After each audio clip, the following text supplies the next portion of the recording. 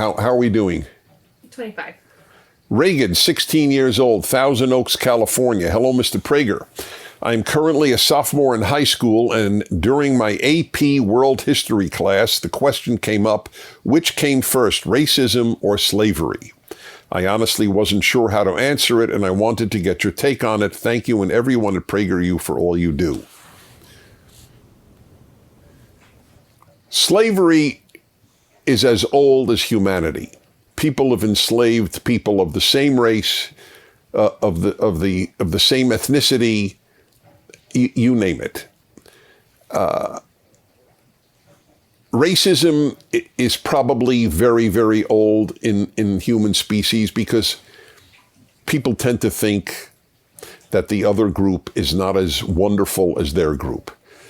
Whether the group is religious or the group is national or the group is linguistic or the group is, you name it, certainly color. Listen, as everyone knows, even within the black community, it is well known that many darker blacks think that lighter blacks discriminate against them. Within Africa, there were slaves held, blacks holding black slaves. Whites have held white slaves. Arabs have held slaves of every group.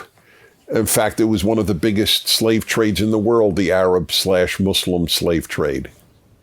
So which came first? Slavery probably came first. That's one of the many reasons I think it's so absurd to believe that human nature is basically good. If people were basically good, why would slavery have been universal? And I mean universal.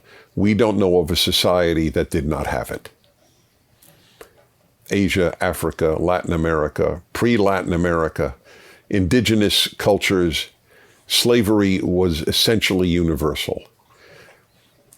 It might be accompanied by racism, but it doesn't have to be. Ask your class it would be an interesting subject to raise. Do you think people are basically good? I'd love to know how many kids raise their hands and if the teacher would. And then say, given that racism and slavery are both virtually universal in human history, why do you still think people are basically good? They teach all the bad things that people have done, and especially America, and then continue to believe people are basically good. It's really so irrational as to sort of boggle the mind.